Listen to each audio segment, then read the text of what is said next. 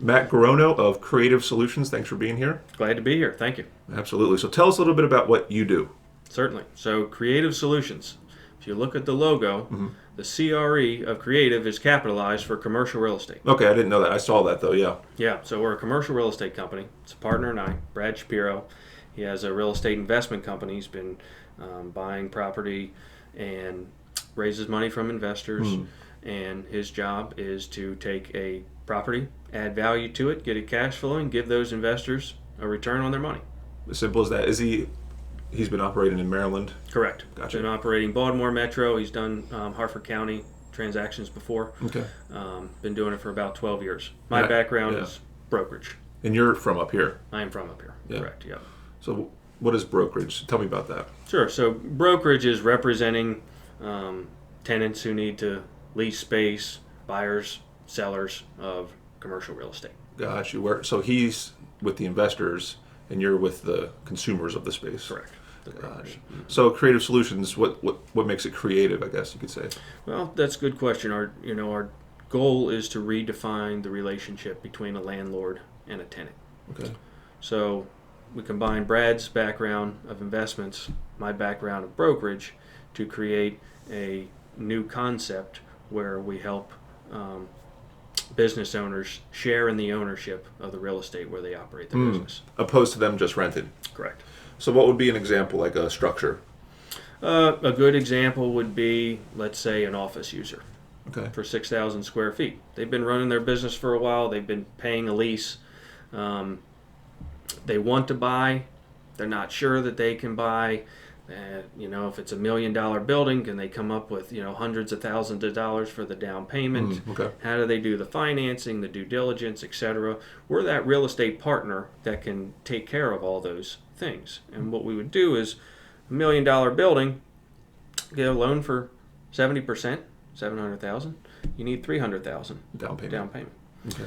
And we would raise that from investors, be split up into shares, and the person who buys that share would get a return on their money.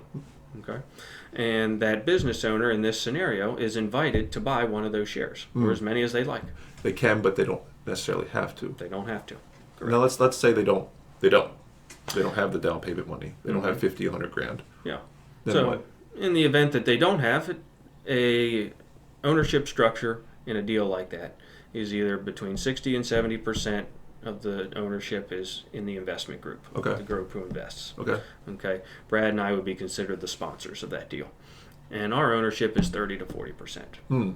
Okay. And if the business owner does not have the money to participate in the investment group, which is okay, then if they perform well on their lease over time, which means pay the rent, keep up the property just like they do in any other They're going to do anyways. lease, right? We are willing, on behalf of the tenant and the partnership, to dilute our shares, keep the investors whole, dilute our shares by 1% a year for the term of the lease. So if they sign a 5-year lease, then at the end of that 5 years, they could own 5% of the building. Yeah.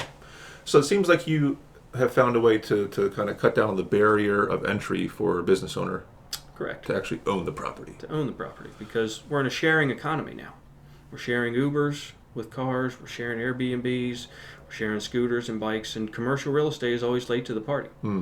Many of the bigger brokerage firms, they don't have the flexibility that we have, because if they help somebody lease or buy a space, they get a commission, they have to split it with the house. Gotcha. Well, Brad and I own the company. Right. So it gives us much more flexibility. And we believe it's better for the community as well. If the business owner owns the real estate, they're going to take a little more pride in the building. Absolutely. They have vested interest in it. Yeah. All right. So you are staying ahead of the curve on commercial real estate, but I want to know about you. I know you're local, so tell me, what's your story? Sure. I grew up in Darlington on a farm. What kind of farm? It was corn, soybeans.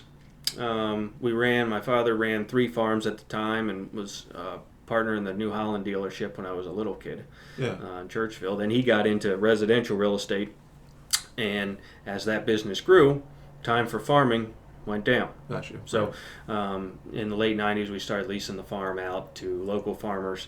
To let them use the land. Run the place, but when you have 200 acres, there's a lot of maintenance involved, so we always had Saturday work days. Oh, I bet you did. Yeah. And where did you go to school? Harford Day for elementary, middle school, and then went to John Carroll, graduated 03. Great school. Yeah. Yeah. Yeah. Well, Matt Garono, thanks for coming by. Sure. I'm looking Great forward to be here. Yeah. Do you have any projects, real quick, in Bel Air happening right now? Oh, yeah. We do. We have 305 South Atwood. Near the Target. Near the Target, right. So if you were to leave Bel Air town and you get to the intersection of Atwood with Pete Cycle and BB&T, Okay. new Chick-fil-A, everybody knows where that is. Right.